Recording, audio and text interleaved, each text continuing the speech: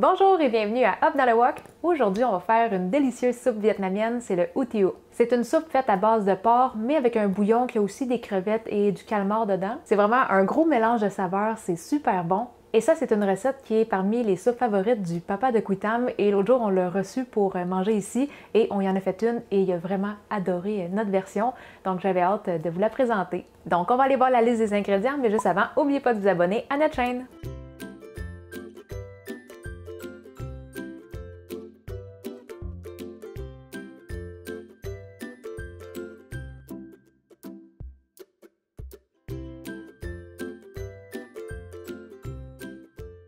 Pour cette recette-là, il y a quand même plusieurs petites préparations parce qu'il n'y a pas juste la soupe avec les nouilles, il y a plusieurs garnitures de porc à mettre dessus, il y a beaucoup d'accompagnements qu'on rajoute. Il y a le bouillon à faire, mais il va aussi avoir une garniture de porc haché, il va y avoir de l'ail frit qu'on va faire, on va devoir faire cuire un foie de porc, des crevettes. Mais là, on va vraiment commencer par faire le bouillon parce que pendant que ça mijote, ça nous laisse amplement de temps pour faire toutes les autres garnitures. La première chose qu'on va avoir besoin pour le bouillon, c'est des os de porc. Vous pouvez prendre n'importe quel type d'os. On a besoin au total de 1,6 kg environ. Moi, j'avais comme 2 gros morceaux de dos de porc, mais je les ai juste fait couper en petits morceaux, comme 1 à 2 pouces d'épaisseur. Parce que quand c'est des trop gros morceaux, c'est un petit peu plus dur à faire fitter dans notre marmite.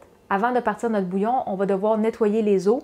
Pour ça, on va les mettre dans notre marmite et on va couvrir d'eau. On amène ça sur le four à feu vif parce qu'on doit les faire bouillir pendant 10 minutes. Vous allez voir qu'il va y avoir beaucoup d'écume, de mousse qui va se former. Ça, c'est toutes les impuretés qui sortent des os. Au bout de 10 minutes, on s'en va tout vider ça dans l'évier et on va rincer chaque morceau sous l'eau. On va les remettre après ça dans la marmite, mais on doit venir nettoyer notre marmite parce qu'il ne faut pas qu'il y ait de petits résidus dans le fond si on veut avoir un bouillon propre.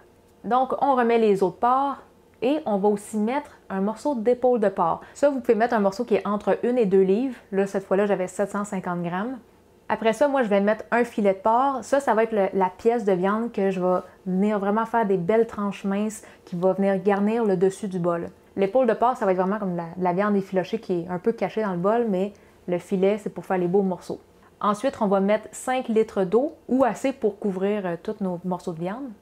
Et après ça, pour assaisonner notre bouillon, on va avoir des crevettes séchées et du calmar séché. Les deux s'achètent à la même place dans les épiceries asiatiques, ça va être dans les frigos. Les crevettes séchées, on est habitué de les voir dans nos recettes, donc ça, c'est pas nouveau pour vous. Mais le calmar séché, c'est la première fois qu'on l'utilise dans nos vidéos. Un petit paquet comme ça m'a coûté 6,99 et j'en ai assez pour faire 3 fois la recette qu'on fait aujourd'hui. On a essayé avec des gros calmars et des petits calmars et ça donne la même chose. Fait que moi, je vais juste avec l'option la moins chère et c'est plus facile aussi de diviser quand c'est des petits calmars parce que j'ai juste à en sortir assez pour avoir 30 grammes. Donc, on met 35 grammes de crevettes séchées et 30 grammes de calmar séché.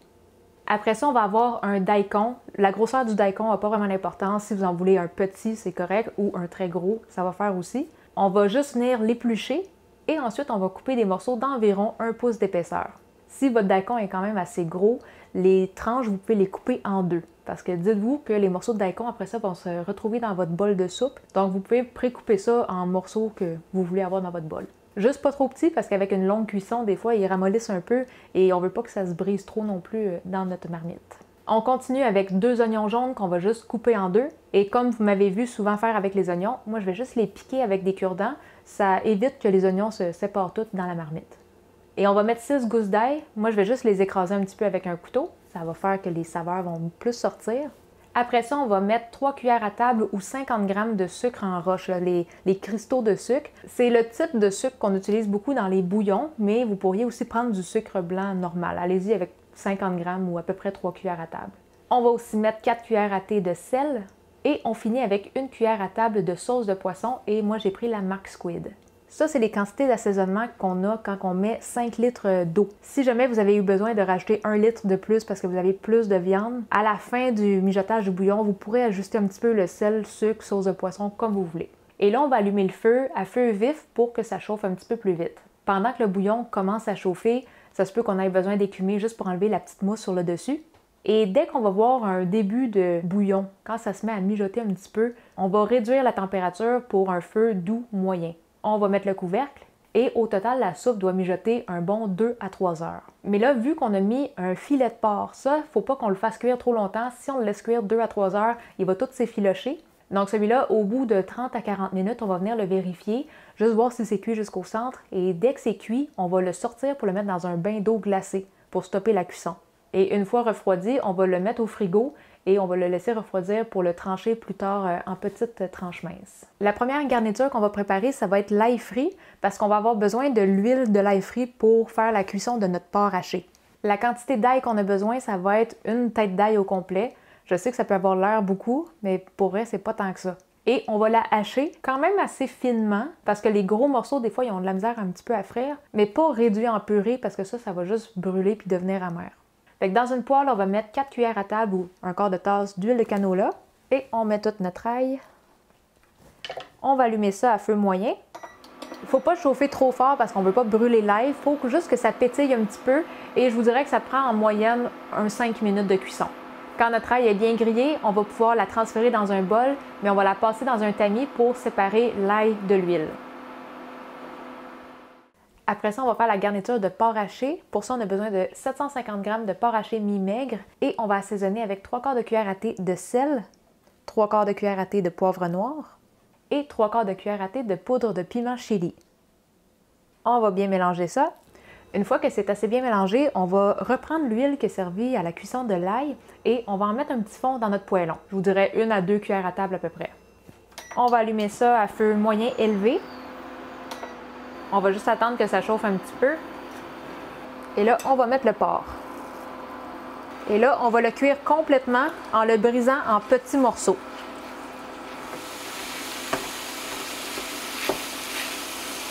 Une fois que le porc est cuit au complet, je vais prolonger un petit peu la cuisson jusqu'à temps qu'on voit que ça l'a doré un petit peu. On veut de la couleur sur le porc, ça va être plus goûteux. Et après ça, on va pouvoir le retirer. La prochaine chose qu'on va préparer, ça va être le foie de porc. Donc, on a besoin de 1 livre de foie de porc, fait que juste un foie. Et on va amener une casserole d'eau à ébullition. Et là, juste pour enlever un petit peu de l'odeur du foie de porc, on va mettre un peu de vinaigre blanc et un peu de sel. Les quantités sont approximatives, là, je vous dirais 1 cuillère à table ou 2 de vinaigre. Puis un petit peu de sel, fait une demi-cuillère à thé à 1 cuillère à thé. Et moi, je vais juste rincer un petit peu le foie de porc avant de le mettre dans la casserole. Et c'est important d'avoir assez d'eau pour pas que le foie sorte de l'eau. La cuisson devrait prendre environ 25 minutes, mais ça peut dépendre un petit peu selon la grosseur du foie ou l'intensité du feu. La manière qu'on va vérifier si c'est cuit, on va venir juste piquer avec un couteau. Et s'il y a du sang rouge qui sort, c'est que c'est pas prêt encore, on doit rajouter quelques minutes. S'il n'y a rien qui sort, bien là c'est correct, c'est cuit. Fait une fois que ça va être cuit, on va faire comme avec le filet de porc, on va le transférer dans un bain d'eau froide. Une fois refroidi, on va pouvoir mettre ça dans le frigo et on va le couper en tranches juste au moment de servir. Après ça, on va pouvoir cuire les nouilles. Les nouilles pour ce plat-là, ça va être fait exprès pour les utiu. Ça ressemble un peu à les vermicelles qu'on a pour les soupes tonkinoises, mais la texture est un petit peu plus chewy et il y a aussi un petit goût salé. Pour les cuire, on va juste suivre les indications sur le paquet. Ça va être souvent entre 8 et 12 minutes de cuisson. Après ça, on va aller les égoutter. Si vous êtes prêt à les servir tout de suite, vous pouvez juste les mettre directement dans le bol. Si c'est pour servir dans, mettons, 15 à 30 minutes, rincez-les sous l'eau froide pour éviter que ça pogne en pain.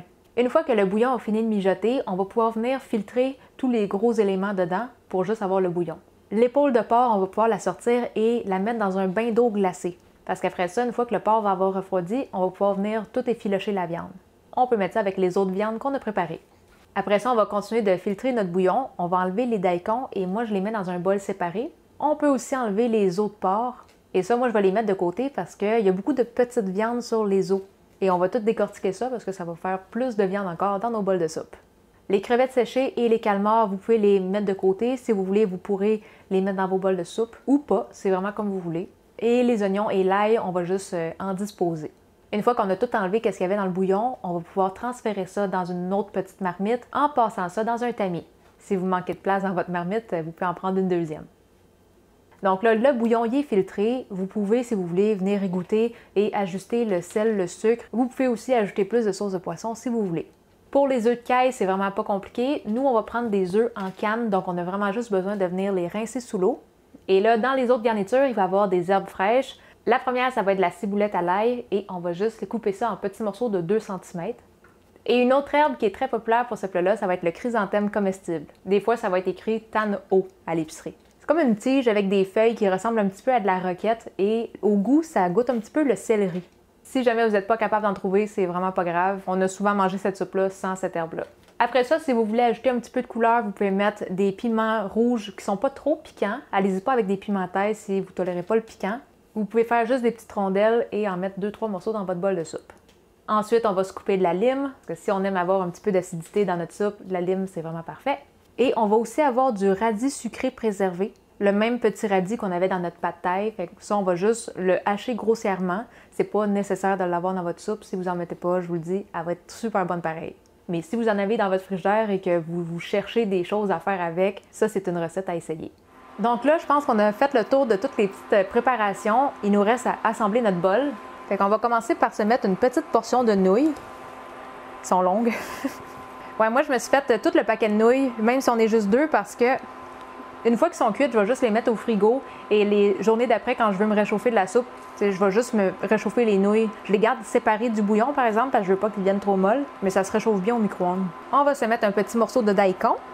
Et là, toute la petite viande qu'il y avait sur les os, normalement, dans les restos, je pense pas qu'ils vont la mettre dans le bol, mais nous, on aime ça quand il y a plus de viande, fait qu'on va la cacher un petit peu en dessous. On va en mettre un petit peu. Fait que là, on avait l'épaule de porc aussi, que normalement, on voit pas vraiment de morceaux effilochés, mais encore une fois, nous, on aime ça quand il y a beaucoup de porc. On va se mettre 3 tranches de foie de porc. On va se mettre quelques tranches de filet de porc. Ensuite, on va se mettre du porc haché, comme 2-3 cuillères. En fait, toutes les garnitures, on peut en mettre vraiment la quantité qu'on veut, là. On va se mettre des petits œufs de caille, 3, 4. Et là, on va mettre aussi des crevettes, je vous dirais entre 2 et 4 par portion. Et les crevettes, on va les cuire directement dans le bouillon de la soupe. Donc, on va les cuire à peu près 1 minute et demie. Le temps peut varier selon la grosseur des crevettes. Après ça, on va mettre 2 louches de soupe. Après ça, on va mettre toutes les autres petites garnitures et on met ça à notre goût. On va mettre un petit peu de radis préservé. On va mettre de la ciboulette ail. On va mettre des petits piments. Moi, je mets quand même beaucoup d'ail frit. On va aussi mettre des oignons frits. Si vous mettez du chrysanthème, ça, vous avez juste à détacher les feuilles directement de la tige. Pas besoin de mettre la tige complète dans la soupe. Et vous pouvez mettre aussi des fèves germées au goût. Et normalement, cette soupe-là va être dégustée avec une petite sauce qu'on peut venir tremper des morceaux de viande dedans. La sauce, ça va vraiment juste être de la sauce hoisin mélangée avec de l'huile de chili. Vous faites les dosages que vous voulez pour que ce soit épicé à votre goût. Et pour l'huile de chili, nous, on va prendre notre recette d'huile de chili qu'on avait déjà fait une vidéo pour ça. Et là, moi, je vais me presser un petit peu de lime dedans.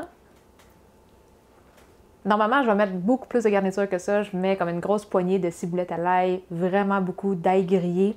Mais là, on voulait vous montrer quand même de quoi avait l'air un bol normal. Mais les garnitures, là, gâtez-vous comme vous voulez.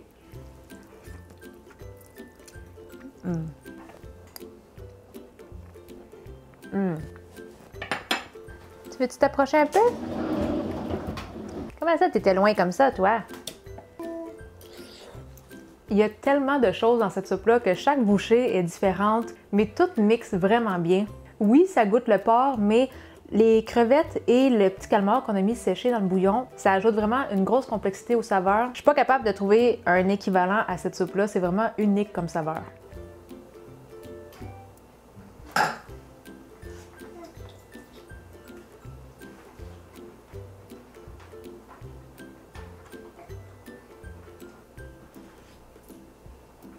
Incroyable! C'est une soupe unique, ce n'est pas comme de la soupe tonkinoise. Vous verrez, c'est très réconfortant, très goûteux, très complexe comme saveur. Et je vous suggère fortement aussi la petite sauce, hoisin sauce avec la sauce chili. Vous verrez, là, l'expérience est unique, ça vaut la peine de l'essayer. Excellent! On l'a vu qu'on a goûté à la version plus standard, je vais l'assaisonner comme que moi j'aime. On va se mettre quand même pas mal d'huile de chili. Un petit peu plus de ciboulette. Plus d'ail.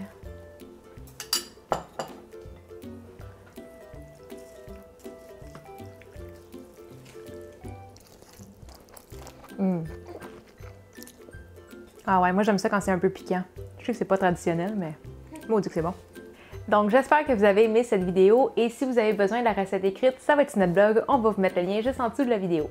Si vous aimeriez contribuer à la chaîne, c'est possible avec notre page Patreon et en devenant contributeur, ça vous donne aussi accès à quelques bonus. Et si vous avez des questions ou si vous voulez nous montrer des photos des plats que vous faites de nos recettes, la meilleure place pour ça, c'est notre groupe Facebook Cuisine Asiatique Fait Maison. N'oubliez pas de vous abonner à notre chaîne YouTube et sur ce, on se dit à la prochaine. Bye bye!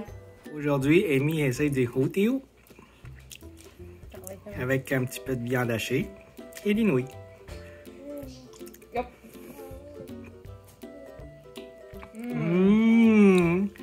Ah, c'est bon. Miam, miam, miam. Oh. Oh, c'est bon, hein, du Attends, on va y faire du petit porc. Un petit morceau comme ça. Hey, elle aime vraiment ça. Hein, c'est bon. Bouillon maison. C'est tellement bon. Miam, miam, miam. Une petite nouille. Voyons. Essaye de pas trop empoigner en même temps. Et voilà, voilà. J'arrive, Amy, j'arrive. Tiens.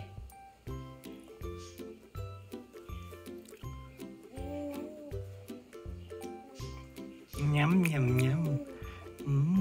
Hey, check-moi ça. Elle veut pas que je parte.